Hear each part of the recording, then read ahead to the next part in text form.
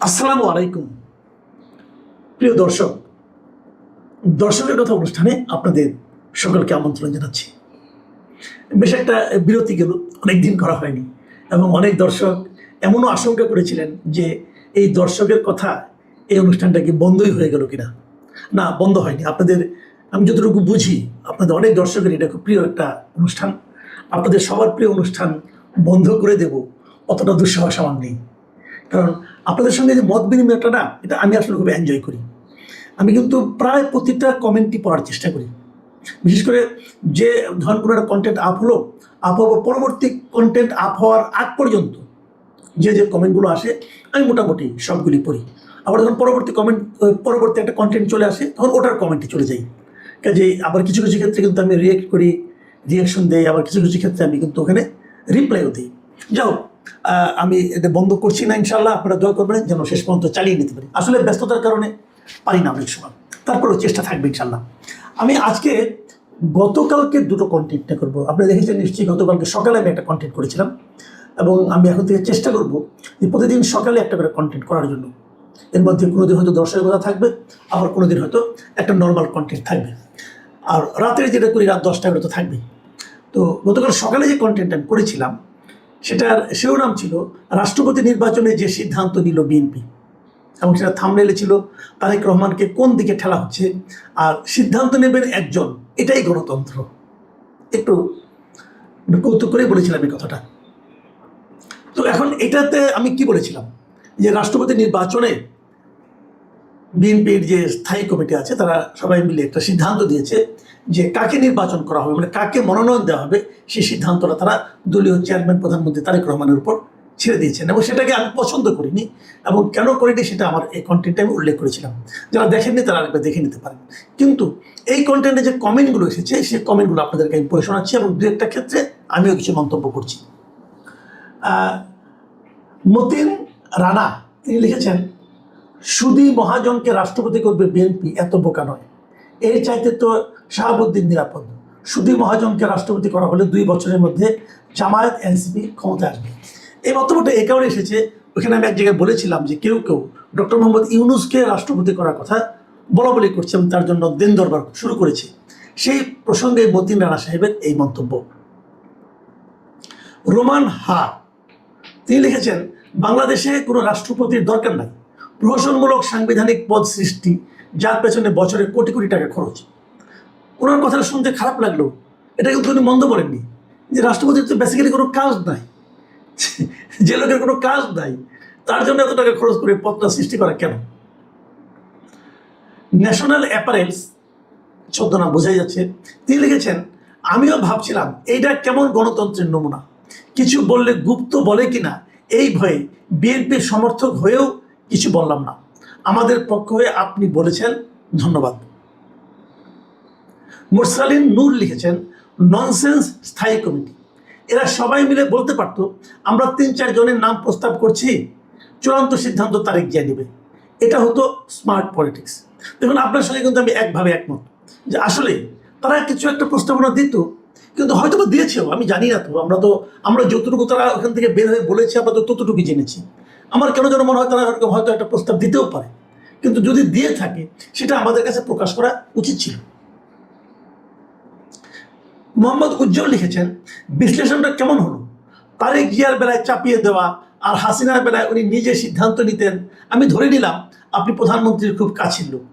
দেখেন উজ্জ্বল সাহেব, আপনাকে আমি বলি একটা জিনিস। এই যে আপনি বললেন না যে তারেক জিয়ার বেলায় চাপিয়ে দেওয়া হয়েছে, যেটা আমি বলার চেষ্টা করছি, ওনাকে চাপাই দেওয়া হয়েছে প্রধান, আর হাসিনার বেলায় উনি নিজে সিদ্ধান্ত নিতেন। এই ডিফারেন্সটা কিন্তু আমি এভাবে করিনি। তারেক জিয়ার কাছে এই দায়িত্বটা এসেছে প্রথমবার, এবং ওনারা এটা জানিয়েছেন, ওনারা প্রেসের কাছে জানিয়েছেন, ওই কমিটির থেকে বের হয়ে এসে তারা জানিয়েছেন, তারা ওনাকে দিয়েছেন। কিন্তু হাসিনার উপর গত শাহাবুদ্দিন সাহেবকে যখন নাকি প্রেসিডেন্ট বানানো হয় তখন কেউ তো জানতো না আগের দিন, এবং কোনো এরকম কোনো মিটিংও হয়নি, ওনাকে চাপিয়েও দেওয়া হয়নি, উনি কাউকে বলেননি কি পরামর্শ তোমরা আমাকে দাও, উনি নিজেই নিজ দায়িত্বে করেছেন। আর হাসিনাকে তো একবার দেখিনি, অনেকবার দেখেছি, অনেকবার দেখে দেখে কিন্তু মন্তব্যটা করেছি। আর তারেক রহমান তো মাত্র শুরু করলো। কাজেই তারেক রহমান এরকম কাছের লোক আমি, এটা আপনি বলতে পারেন বলে আপনি হয়তো এক ধরনের সান্ত্বনা পেতে পারেন, এক ধরনের আমোদ অনুভব করতে পারেন, কিন্তু ঘটনাটা সেরকম না। ওনার কাছের লোক অনেক আছে, অনেক সাংবাদিক ওনার কাছের লোক আছে। আমি তো সমালোচনা করেছি, তাই না? সমালোচনা করলে কাছের লোক কীভাবে হলো? যাই হোক, কাছের লোক হলেও সমস্যা নাই, দূরের লোক হলেও সমস্যা নাই, আমার কাজটা আমি করে যাবো, আপনি যেভাবে দেখেন। আতিকুর রহমান লিখেছেন, বাকশালের গঠনতন্ত্র এমন ছিল, সকল সিদ্ধান্ত নেবেন দলের প্রধান। কি সুন্দর মস্তিষ্কহীন হ্যাডম ওলা নেতারা। সর্বোপরি মাসুদ কামাল ভাই ধন্যবাদ আঘাতটা সঠিক পয়েন্টে করার জন্য। রফিকুল ইসলাম লিখেছেন, হয়তো কমিটিতে সিদ্ধান্ত ৩-৪ জনের নাম এসেছে, তার মধ্য থেকে একজনকে বেছে নেওয়ার জন্য প্রধানমন্ত্রীকে হয়তো অনুরোধ করা হয়েছে। এটা আমার আনুমানিক কথা। হ্যাঁ দেখেন রফিক সাহেব, আপনি 3টা সেন্টেন্স লিখেছেন। প্রথম সেন্টেন্সে বলেছেন হয়তো কমিটিতে 3-4 জনের নাম, দ্বিতীয় সেন্টেন্সে লিখেছেন হয়তো প্রধানমন্ত্রীকে অনুরোধ করা হয়েছে, তৃতীয় সেন্টেন্স লিখেছেন এটা আমার আনুমানিক কথা। মানে আপনি 3টার কোনোটাই কিন্তু কনফার্ম না, আমিও কনফার্ম না, হয়তো এরকম হতেও পারে, হলে ভালো। কিন্তু আমার বক্তব্য হলো কি, যদি এরকম হয়েও থাকে সেটা তো আমরা জানি না, ওনারা আমাদের জানালেই পারতেন।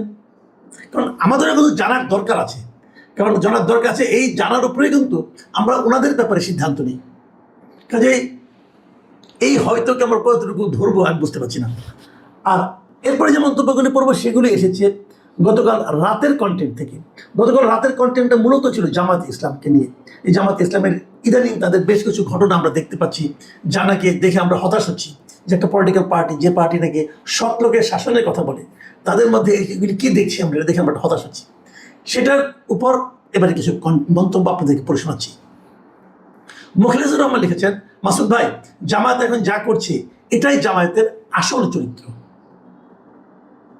উইন 8900 লিখেছেন, হাফ ক্ষমতা পেয়ে যে পরিস্থিতি ভাই, এরা ফুল ক্ষমতায় গেলে দেশের পরিস্থিতি যে কি হবে তার কিছুটা নমুনা দেখা যাচ্ছে। মোহাম্মদ খাদেম আলী লিখেছেন, যার যার চরিত্র তা একদিন না একদিন প্রকাশ পাবেই। যেমন এগুলো নিয়ে কি মন্তব্য করবো, এটা তো আপনি বুঝতেই পারছেন।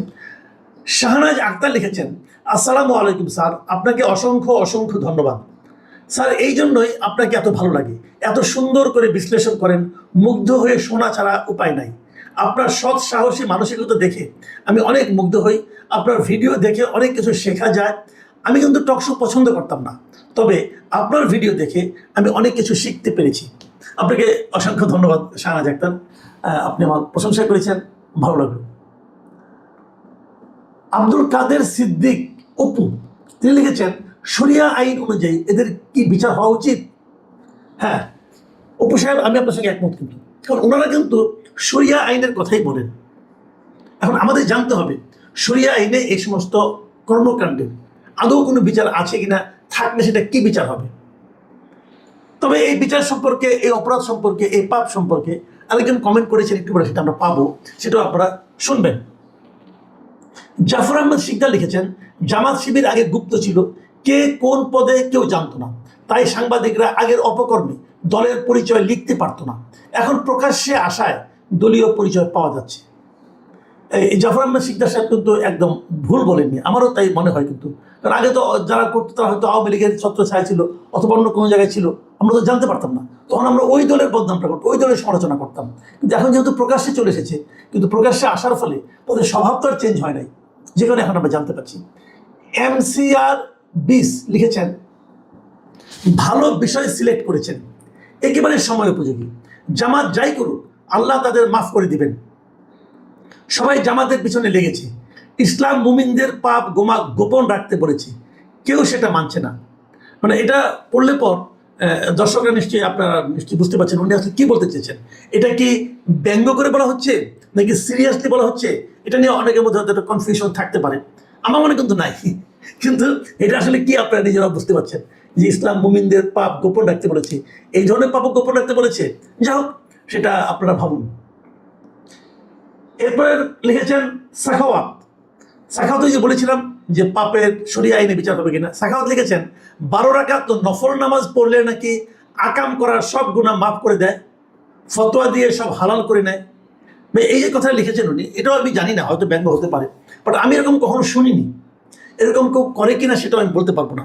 এখন উনি যখন লিখেছেন হয়তো উনি জানেন, অথবা হয়তো উনি কোথাও শুনেছেন, অথবা হয়তো ওনাকে জামাতের অথবা এই ধরনের যারা আছেন তারা হয়তো বলেছেন যে এটা করলে পরে সব গুনাহ মাফ হয়ে যায়। কিন্তু আমার জানা মতে এরকম হওয়ার কোনোই কারণ নাই, এবং এ ধরনের কোনো রীতি নিয়ম বা ফতোয়া আছে বলে আমার জানা নাই। সামিউর রহমান লিখেছেন, মাসুদ ভাই সব সময়ই এমন, আমি খুব ছোটবেলাতেই মাদ্রাসার বন্ধু বান্ধবদের কাছে বহু কাহিনী শুনেছি কিন্তু বিশ্বাস করতাম না। এখন বেশি প্রমাণ সহ প্রকাশ হচ্ছে দুই কারণে। এক নম্বর কারণ সোশ্যাল মিডিয়ার কল্যাণে, দুই নম্বর কারণ ক্ষমতার কাছাকাছি আসার পর লজ্জা একটু কমে গেছে। হতে পারে, আমি এটা নিয়ে নিশ্চিত আমি কিছু বলতে পারছি না। আইনাল হক লিখেছেন, আপনি যত জামাতকে নিয়ে সমালোচনা করবেন জামাতের জনপ্রিয়তা তত আরো বাড়বে।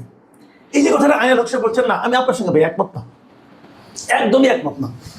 কারণ আমি যদি সমালোচনাটা তথ্যের উপর ভিত্তি করে করি তাহলে জামাতের জনপ্রিয়তা বাড়বে কেন? আমি যে কথাটা বলছি সেটা যদি ঘটনা সত্য হয় জামাতের জনপ্রিয়তা বাড়বে কেন? ধরা যাক আপনার কিশোর সন্তানকে আপনি মাদ্রাসায় দিয়েছেন, সেখানে সে কোনোভাবে এই ধরনের বলৎকারের শিকার হলেন। আপনি হয়তো মাদ্রাসা যখন দিয়েছিলেন তখন তো মাদ্রাসার শিক্ষাটার প্রতি আপনার একটা ভালোবাসা ছিল। মাদ্রাসার শিক্ষার জন্য ওখানে যে সমস্ত হুজুররা থাকেন, যে সমস্ত টিচাররা থাকেন, তাদের উপর আপনার একটা শ্রদ্ধা ছিল। এখন যদি ওই লোকটা আপনার শিশুকে, আপনার সন্তানকে বলৎকার করে, ওই টিচারের উপরে আপনার শ্রদ্ধা কি থাকবে? আপনি বলেন থাকবে ভাই? যদি না থাকে তাহলে আমি যখন কোনো একটা সমালোচনা করছি এবং সেখানে আমি তথ্য প্রমাণ দিয়ে দিচ্ছি, সেটা শোনার পর তাদের জনপ্রিয়তা বাড়বে কেন? আমি কিন্তু এটা বুঝি না। আপনি মানুষকে এত বোকা মনে করেন কেন? এখন আপনি নিজেই সমস্ত আপনার কাছে কি মনে হয় যে ভালো হচ্ছে, তাদের জনপ্রিয়তা বাড়তেছে? এত অন্ধ হয়েন না, কোনো দলের প্রতি অন্ধ হয়েন না ভাই। যে কোনো দল হোক, সেটা জামাত হতে হবে তা বলছি না, অন্ধ হয়েন না। আল্লাহ আপনাকে বিবেক দিয়েছে, এই বিবেক দিয়ে বিচার করার চেষ্টা করেন, তারপরে সিদ্ধান্ত নেন যে কে ভালো কে মন্দ। এই মন্তব্যটা লিখেছেন মোহাম্মদ হাফিজ উদ্দিন। তিনি লিখেছেন, এটি শেষ মন্তব্য, আমার মতো যারা ৭১ সরাসরি দেখিনি তারা এখন ৭১-এর ট্রায়াল দেখছে। বুঝতে পারছি তারা ৭১-এ আমাদের নারীদের উপর কিরকম অত্যাচার চালিয়েছিল। কিছুদিন আগে এক নেতা তো বলেই দিয়েছিলেন পরাজিত পক্ষের সম্পদ ও স্ত্রী মেয়েরা গনিমতের মাল, তাদের উপর নাকি জামাতের কর্মীদের হক আছে। নাউজুবিল্লাহ। এখন এক নেতা বলেছেন, যদি বলে থাকেন তাহলে তো অবশ্যই নাউজুবিল্লাহ। আমি জানি না এত বড় মিথ্যা কথা, এত বড় আপনার কুব্যাখ্যা কেউ দিয়েছে কিনা আমার জানা নাই। আপনি যখন বলছেন সেটা আমি পড়লাম এই জন্য। প্রিয় দর্শক, এই ছিল আজকের দর্শকের কথা। আপনারা বেশি বেশি করে কমেন্ট লিখুন এবং আমি আপনাদেরকে বলবো কেবল প্রশংসা করার দরকার নেই। অনেক প্রশংসা করে আমি যেগুলো পড়িনি, একটু বুদ্ধিভিত্তিক সমালোচনা করেন। যদি আমি কোনো ভুল করে থাকি ভুলগুলো ধরিয়ে দেন, অথবা যদি আপনার কোনো ভিন্ন মত থাকে সেটাও উল্লেখ করেন। আর যদি পক্ষেও বলতে চান সেটাও একটু গুছিয়ে লিখুন, বেশি বড় করবেন না, বেশি বড় করলে পড়া যায় না। আপনারা সবাই ভালো থাকবেন। আমরা চেষ্টা করব যে একদিন পর পর হলেও সকালের দিকে আমরা এই ধরনের দর্শকের কথাটা আপনাদের সামনে নিয়ে আসার জন্য। আল্লাহ হাফেজ।